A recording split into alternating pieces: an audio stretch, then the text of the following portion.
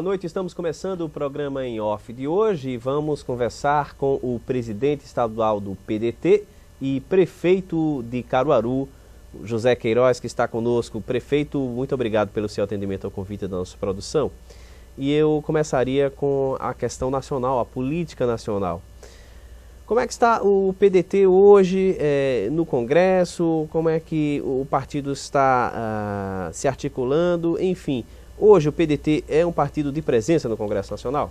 Tenho dúvida, Mário. Cumprimentando você e agradecendo o convite que nos formularam, a satisfação de estar nesse programa, é evidente, fazendo o primeiro enfoque, que é o papel do nosso partido no Congresso Nacional. O PDT, todos sabem, tem uma história que começou lá atrás, quando ainda era PTB, com Alberto Pasqualini, João Goulart, Getúlio Vargas, Leonel Brizola, que mais recentemente marcou a história do surgimento do PDT pelas dificuldades que teve com a permanência da sigla, que era o PTB, e hoje tem uma inserção nacional e um papel importante no Congresso Nacional, com 26 deputados, 5 senadores e um partido que defende bandeiras que são as mais legítimas de um partido que pensa na nação transformada, mudada. Não basta cumprir um papel partidário. É preciso que a gente esteja em sintonia com o país que a gente vive e habita e pensando nas mudanças que esse país exige. Então o PDT foca principalmente a defesa dos direitos, dos interesses nacionais, do nacionalismo, não xenófobo, mas o verdadeiro nacionalismo e a educação, que é, na verdade, o grande trunfo de qualquer país que queira se desenvolver plenamente. E aí, quando você fala essa inserção do Congresso Nacional, a gente já lembraria a figura de um senador da República que cumpre destacado papel em defesa da educação, que é o senador Cristóvão Buarque. A questão da ética ela é muito discutida hoje também, inclusive temos o projeto Ficha Limpa, que foi aprovado recentemente. E como é que o PDT participou desse processo todo? O PDT foi unânime inteiro em defesa desse projeto, entendendo que a sociedade brasileira cansou de verificar impunidades, de constatar impunidades. E não há coisa mais frustrante para o eleitor ele perceber que alguém que estava condenado e que não poderia servir de instrumento entre a sociedade e o governo, permanecer cumprindo esse papel. Então o PDT sabia que precisava viver esse novo momento. As mais recentes ocasiões, o PDT se manifestou assim firmemente e basta a gente citar, Mário, um caso que aconteceu agora no Distrito Federal, há pouco tempo, para provar que o Ficha Limpa era necessário e que a sociedade se manifesta para que vivamos um novo tempo. Foi o caso da cassação de José Roberto Arruda. Ou seja, à medida em que há, da parte da sociedade, um cansaço em relação à impunidade de políticos que não souberam desempenhar mandatos de forma compatível com o lado ético, lógico que teria que surgir uma providência. E surgiu com esse projeto Ficha Limpa, que é de mais de 2.300.000 assinaturas de brasileiros que se manifestaram para que o Congresso Nacional assim se posicionasse. Agora, mesmo assim, prefeito, a gente sabe que há um questionamento muito forte em relação a uma reforma política mais ampla. Por que essa reforma política não sai? Olha, é dito, e não sou eu que vou aqui conceituar, mas é dito nacionalmente que as dificuldades são os grandes conflitos de correntes as mais diversas no Congresso Nacional.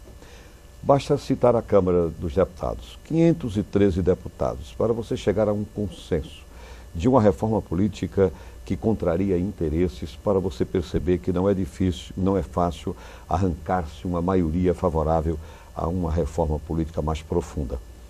Mas a prova da transparência democrática está aí com esse projeto Ficha Limpa. E aí nós vamos ter, até por determinação, por consequência desta sintonia do Congresso Nacional, que precisa cada dia melhorar a sua imagem com a sociedade, a oportunidade de fazer uma reforma profunda. Eu poderia lhe dizer, Mário, e talvez muita gente aqui ainda não sabe, há uma corrente no Congresso Nacional que está disposta a abdicar da postulação. de futuras postulações, se o Congresso Nacional não levar avante um projeto de reformulação profunda na área política. E isso é muito positivo. E o PDT está inserido nessa corrente? Está, lógico. O PDT... Olha, Leonel Brizola era radical. Leonel Brizola era fiel absolutamente a esse compromisso ético. Mas o Leonel Brizola já morreu. Quando eu digo Leonel Brizola... Os seguidores do Leonel Brizola, eles mantêm essa postura? Pois é, o partido continua cumprindo esse ideário. O partido continua fazendo aquilo que começou lá atrás, que teve Leonel como um grande intérprete e depois hoje todas essas pessoas que fazem o partido. Então, é preciso que uma legenda tenha consciência da sua sintonia com a sociedade.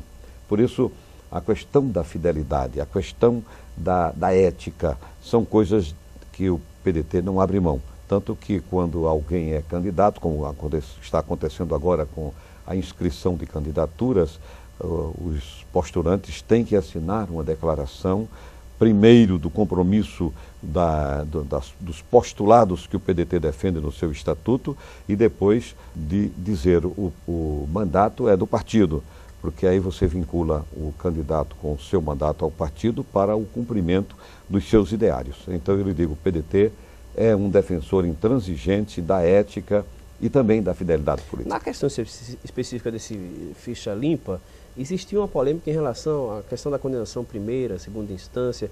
Como é que o senhor avalia essa questão? Olha, era a grande discussão seguinte, enquanto não transitasse em julgado e em última instância, o candidato disputava. E o ficha limpa aboliu isso aí. Há discussões, inclusive, de caráter jurídico. Ou seja, será que, apelando às cortes nacionais, o candidato que só foi condenado em primeira instância não vai ganhar, porque é texto constitucional, etc. Eu acredito que, como o Brasil está vivendo um novo momento e as próprias cortes supremas estão favoráveis a essa restauração da dignidade política, é possível que mesmo da primeira instância não seja contestado com vitória em outras instâncias. No caso da reforma tributária, prefeito, a alegação é a mesma, a questão de tendências diferentes dentro do Congresso, para que uma reforma tributária não seja efetivada, ou a questão da relação com o governo federal? Como é que fica essa questão no caso da reforma tributária? Não, são dificuldades inerentes a um Congresso de 500, ou a uma Câmara Federal de 513 nomes, não é? Há conflitos, e há conflitos provados aí diante da opinião pública quando se coloca determinado assunto e que esse assunto não passa pela maioria. Então fica-se naquilo de transitar, demorar e faz, não faz, de modo que a gente tem que compreender esses momentos. Mas, pelo que nós estamos vivendo no Brasil, essa reforma tributária também deverá surgir de forma mais profunda para fazer reparos que há muito tempo a própria economia está a exigir. E quando eu falo em reforma tributária, eu coloco também os municípios. O senhor é prefeito, né? Existem